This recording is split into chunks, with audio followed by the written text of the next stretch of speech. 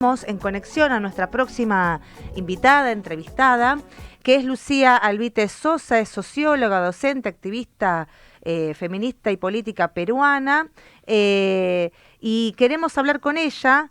Si estás ahí en línea, Lucía, te damos la bienvenida desde Laudatistas. ¿Cómo estás? Queríamos comenzar a conversar con vos sobre qué está pasando en nuestra hermana República de Perú. Bienvenida, Lucía.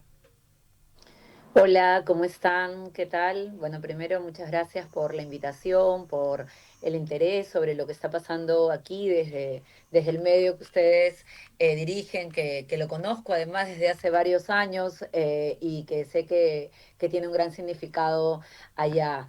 Bueno, aquí estamos en una situación muy compleja, ¿no? Estamos en un momento bastante difícil.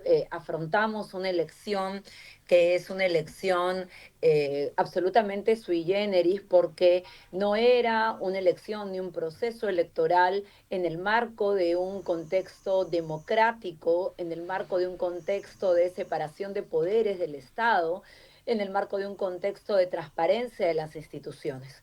Nosotros vivimos un régimen dictatorial desde el 7 de diciembre del 2022, cuando los sectores que perdieron las elecciones en el Perú en el año 2021 concretaron un golpe de Estado que venía trabajándose con una estrategia permanente, Sí. articulado a diferentes espacios, diferentes instancias como el Ministerio Público, como el Congreso de la República, como los grandes medios de concentración, de comunicación concentrados, ¿no? Y eso trajo consigo en diciembre del 2022 una concreción de esa estrategia de golpe de Estado con la que sacaron al presidente Pedro Castillo, un presidente rondero, profesor rural de la Sierra Norte del Perú, que había llegado a las elecciones bajo el voto popular, bajo el voto democrático, enfrentándose justamente en la segunda vuelta a Keiko Fujimori, y a partir de eso va a venir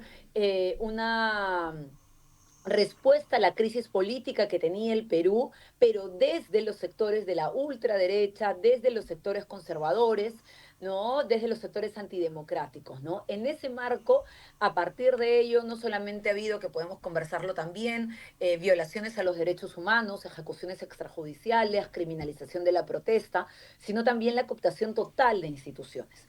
A pesar de ello, en estas elecciones, en el 2026, hubo una fuerza que pudo articular y organizar justamente a los sectores del campo nacional y popular que habían resistido la embestida dictatorial encabezada por Dina Boluarte a partir de diciembre del 2022, ¿no? Y que también habían resistido democráticamente estos episodios, ¿no? Y esta crisis política. Esa agrupación fue Juntos por el Perú, bajo el liderazgo de Roberto Sánchez, que era el candidato presidencial, que además contaba con el aval y el apoyo limitado, porque está en prisión, pero muy militante y activo dentro de lo que se podía dar de Pedro Castillo, Sí. ¿no? Presidente del Perú. Es esa articulación, es esa agrupación la que el pueblo, sobre todo el sur del país, la sierra sur del país, pone a segunda vuelta a Roberto Sánchez. Entonces, a pesar de todo este contexto, muy resumidamente que lo Sí, comentaba, sí. de cooptación de instituciones, de un proceso en el marco, pues, ¿no? De una falta de democracia terrible, se llegó a segunda vuelta. Y en segunda vuelta lo que hemos tenido es, y bueno, acá no lo digo yo, lo dice, por ejemplo, la misión propia de la Unión Europea, que ha sacado un informe donde comenta la imparcialidad de los grandes medios concentrados de comunicación, donde había un favoritismo elocuente por la candidata Keiko Fujimori, y donde nos hemos enfrentado a un conjunto de cosas inusuales. Voy a nombrar un par para no decir todo en esta primera parte, pero nos hemos enfrentado ahora mismo a, sobre todo, irregularidades en lo que respecta al voto del exterior, al voto de nuestros compatriotas en el exterior, donde han pasado dos cosas muy significativas que llevan a que Juntos por el Perú exija un reconteo de esos votos en esos territorios, ¿no? Estas situaciones tienen que ver con, primero, en primera vuelta, las actas del exterior fueron digitalizadas, y esta segunda vuelta se sacó una normativa interna para que no fueran digitalizadas. Ajá. Lo cual es absolutamente irregular porque primera y segunda vuelta está dentro de un mismo proceso electoral. Y no tendría por qué cambiarse, ¿no es cierto?, La regla de ninguna juego. situación. Claro. ¿No? Y una segunda cosa es la demora de las actas del exterior. O sea, hemos tenido las actas, por ejemplo, de Buenos Aires, donde viven una gran cantidad de compatriotas, Sí. después de 72 horas de acabada la elección. ¿No? Y en ese marco las actas solo han venido físicamente.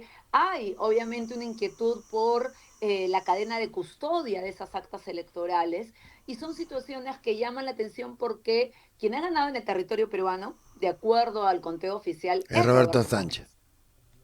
Y lo que le da la victoria a la señora Fujimori es el voto del exterior, donde justamente hay un conjunto de irregularidades. Entonces, esa es la situación en la que estamos ahorita. Eso ha hecho que haya un llamado a la movilización ciudadana permanente, ¿no?, para que se pueda defender los votos y defender pues a los votantes y el proceso de soberanía popular, ¿no?, que deberíamos tener. Lucía, buen día. Gustavo Vera habla. Un gusto tenerte en nuestro programa. Lo primero que te quiero preguntar, después de este diagnóstico inicial que diste y antes de continuar sobre cómo sigue este proceso, es algo que sorprendió mucho, sorprendió gratamente, es cómo después de todos los obstáculos que hubo cuando fue la operación contra Castillo, la destitución, donde intervino la propia embajada del imperio, donde intervinieron todos los poderes fácticos de alguna manera, cómo y a pesar de tener todo el sistema en la superestructura en contra, digamos, cómo la mitad de la población, más de la mitad de la población, apoyó a Roberto Sánchez. ¿Qué proceso hubo por abajo desde el 2021 en adelante, digamos, que permitió mantener la continuidad de la resistencia, donde desde afuera parecía que el tema estaba de alguna que de alguna manera había cierto reflujo o había cierta dispersión de lo que había sido la victoria de Castillo, y ahora vemos un reverdecer, gratamente un reverdecer muy potente, digamos, de pueblo peruano, ¿no? Sí, lo que sucede es de que en el Perú, si bien ha habido un reflujo en la protesta ciudadana, en la movilidad, en la movilización social, ha habido un reflujo. No es como el ciclo de protestas que fue de diciembre de 2022 a marzo de 2023. Sí. La gente no sigue movilizada, ¿no?, en las calles. Lo que sí hay es un proceso político que no ha cerrado y que se inauguren esas protestas, que tiene que ver con la interpelación de un sistema político, de una república, de un modelo de Estado que se denuncia altamente colonial, altamente racista, altamente centralista. Y esto, ¿no?, su momento más, vamos a decir, tenso, ¿no?, fue con la destitución del presidente Pedro Castillo. ¿No? La destitución del presidente Pedro Castillo lo que hace es ir un paso más allá, profundizando esa situación, porque se quebró el voto de la mayoría del Perú, ¿no? Y esto es algo que tenía y ha tenido en estos años, en estos 3 años, una continuidad política. Hace un par de años, 1 año y medio, me parece, una de las encuestadoras de la derecha sacó una encuesta preguntando si fuera nuevamente una segunda vuelta entre Pedro Castillo y Keiko Fujimori, ¿por quién votarías? Y ganó nuevamente Pedro Castillo. Otra vez. Claro, entonces lo que pasa es que desde Lima, no solamente desde fuera, porque ustedes están en Argentina, sino desde la propia Lima, no se ha querido medir esta situación, no se ha querido aceptar esta situación, pero sí habían sectores que decíamos, el voto, vamos a decir, que quiere una alternativa política a la situación que estamos ahorita, va a ir hacia la formación política que apoya al presidente Pedro Castillo porque es el líder legítimo, ¿no? Y es indiscutible que ha permanecido en los años, ¿no? Después del 7 de diciembre del 2022. ¿No? Entonces, para algunos sí era, o sea, sí estábamos muy expectantes de que eso iba a pasar, que Juntos por el Perú iba a concentrar ese voto, ¿no? Porque ese voto articulaba el liderazgo del presidente Pedro Castillo, articulaba además un conjunto de demandas vinculadas a la justicia de las personas masacradas, ¿no? Y de violaciones a los derechos humanos en diciembre y enero del 22-23. Nosotros en menos de 2 meses tuvimos más de 60 personas asesinadas en el contexto de protestas sociales, ¿no? Donde informes de las instancias de derechos humanos internacionales plantean justamente ejecuciones extrajudiciales, sobre todo a la población indígena, sobre todo a la población de procedencia rural, ¿no? Y la primera vuelta lo que sostiene que Roberto Sánchez haya una consistencia y se dé esta situación, ¿no? De articular el voto de estos sectores nacionales populares, es que Roberto Sánchez hace una campaña con la ruta castillista, ¿no? Es decir, una campaña absolutamente de territorio, ¿no? Recorriendo todos los territorios que también recorrió Pedro Castillo en la primera vuelta en el año 2021. Entonces, ha habido una coherencia, una consistencia política, ¿no? Que para algunos sí era una enorme posibilidad y algo que se veía venir que sea Juntos por el Perú el que pase a segunda vuelta. Lo que pasa es que, claro, en Lima,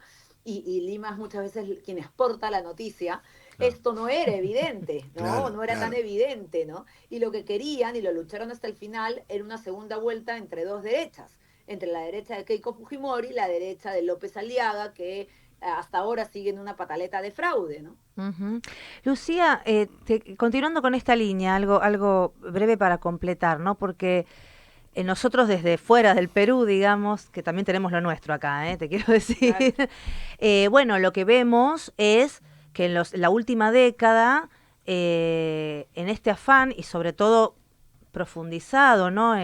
Conforme se profundiza la disputa de Estados Unidos-China, el puerto de Chancay, etcétera, se profundiza la injerencia de los intereses externos sobre la política de nuestros pueblos, pero que ha habido, no sé, 9 presidentes en 10 años, que la mayoría de los expresidentes, no importa si eran muy de derecha o muy de izquierda, terminaron todos presos, como que hay un estado ahí medio degradado, por decirlo de alguna manera, en el sistema, digamos, político, institucional, electoral.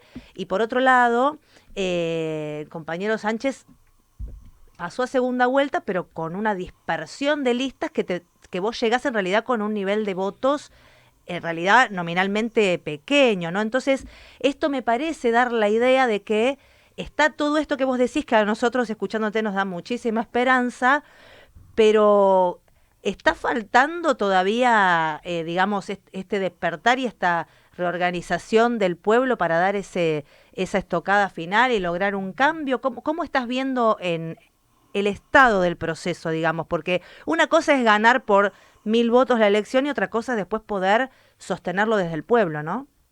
Sí, totalmente, totalmente. Lo que sucede es que nosotros vivimos una crisis política desde hace 10 años, o sea, desde que culminó el gobierno de Ollanta en el 2016 hasta ahora, como tú lo decías, han habido como 9 presidentes que han pasado por Palacio de Gobierno, de los cuales solamente 2 han sido elegidos por el voto popular. Ujú. ¿No? Y esto está definitivamente asociado a lo que ha hecho Fuerza Popular, el partido de Keiko Fujimori desde el 2016 que perdió las elecciones, ¿no? Que ha constituido una dinámica en el Parlamento en la que ha convertido el país en un país parlamentarista, ¿no? De dictadura parlamentaria que saca y pone presidentes al antojo y de acuerdo a lo que es funcional para la señora Fujimori.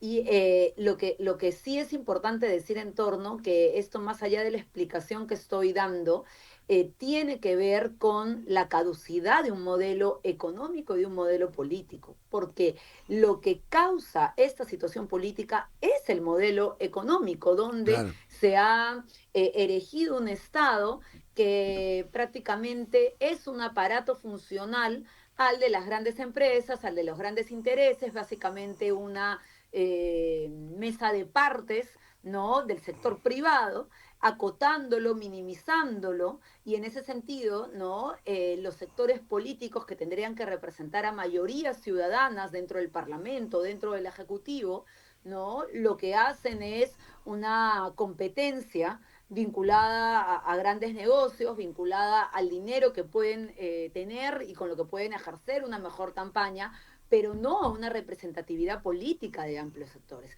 Y eso trae como resultado que tú tengas, entre comillas, pitufos, ¿no? 8% este, 6% el Claro. otro, 4% este. Hay un montón de partidos que no han pasado la valla.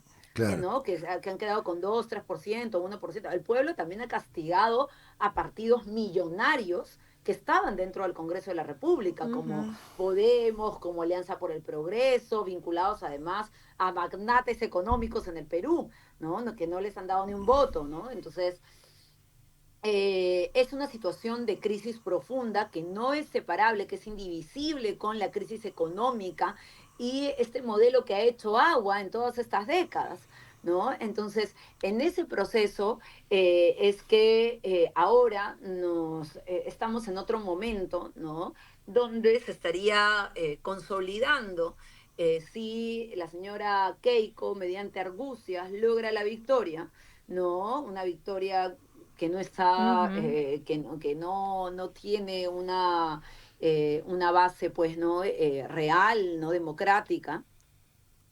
Estaríamos en otro momento donde lo primero que se está viendo es la respuesta de movilización de sectores de la ciudadanía. Yo el día sábado estuve en una movilización que fue convocada aquí en Lima muy rápidamente, ¿no?, con 1 o 2 días de anticipación. Era una movilización bastante grande y está por verse qué va a pasar.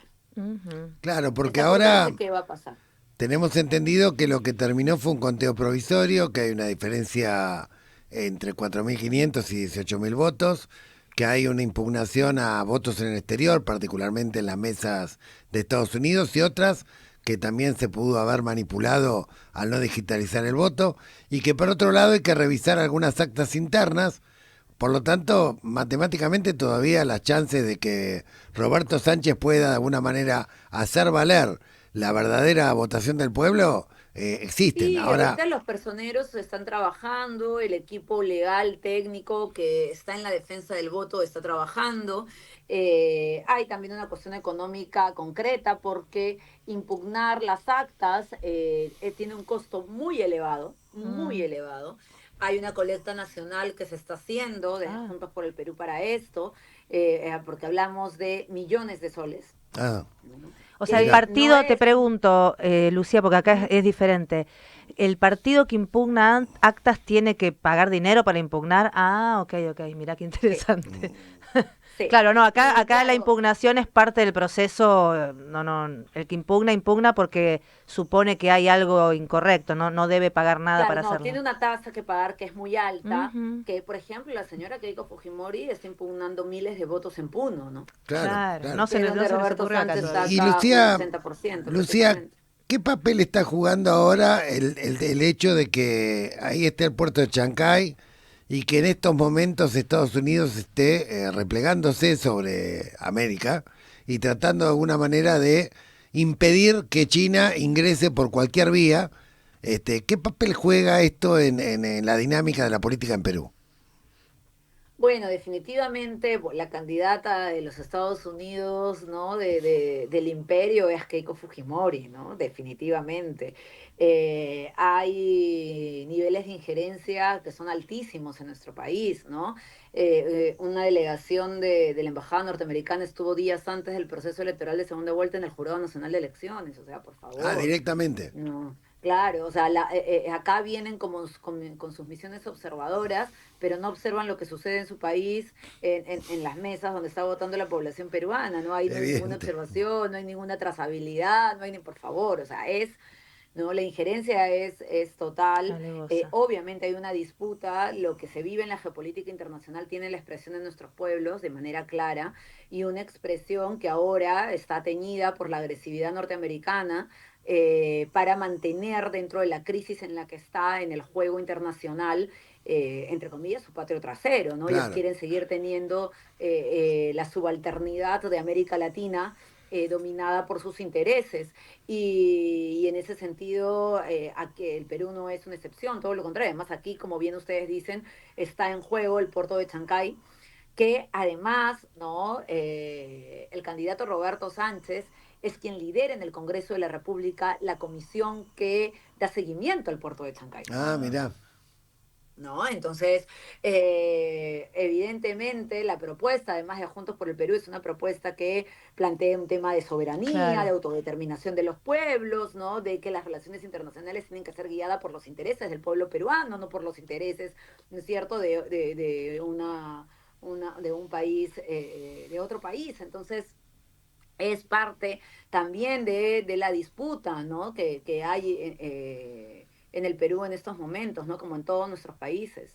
La última pregunta que te queremos hacer, Lucía, porque se nos está acabando el tiempo, pero la verdad que nos clarificaste muchísimo sobre cómo está el panorama, es ¿cuál es la situación en este momento de Pedro Castillo, la causa esta armada que le hicieron para tratar de justificar un golpe de Estado? ¿Cómo se para el campo nacional y popular en Perú frente a la detención de Castillo y su destitución arbitraria? Mira, una de las consignas y reivindicaciones que ha atravesado la campaña de Roberto Sánchez, tanto en primera como en segunda vuelta, porque sí es importante mencionar que en segunda vuelta lo que va a haber es además una coalición mayor donde va a diseñarse un plan de gobierno ajustado a un consenso programático con fuerzas democráticas en el marco que nos estamos enfrentando al fujimorismo. Ujú. Pero sin embargo, más allá de este gran frente que se hizo en segunda vuelta, se continuó con una de las consignas principales que era la libertad del presidente Pedro Castillo. Ujú.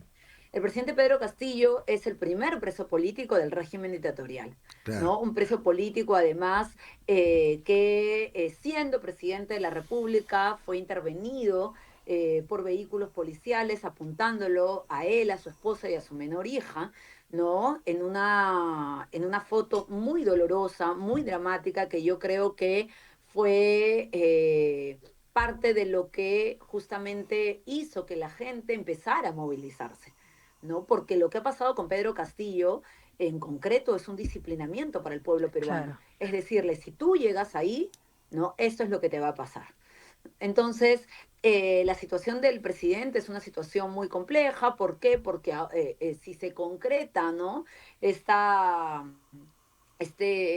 una situación donde esté en el gobierno Keiko Fujimori, va a haber un ensañamiento con el presidente Mm. Pedro Castillo, va a haber un ensañamiento con otros presos políticos que actualmente hay, Guillermo Bermejo, Betsy Chávez, que era la ministra la premier de Pedro Castillo en ese momento, al 7 de diciembre, y que ahora vive hace meses en la Embajada de México porque ella se quería asilar y Perú rompe relaciones con México, algo que no ha pasado, creo que en toda Nunca. nuestra república, Claro. porque siempre hemos tenido buenas relaciones con México, ha habido un Claro. relacionamiento, ¿no?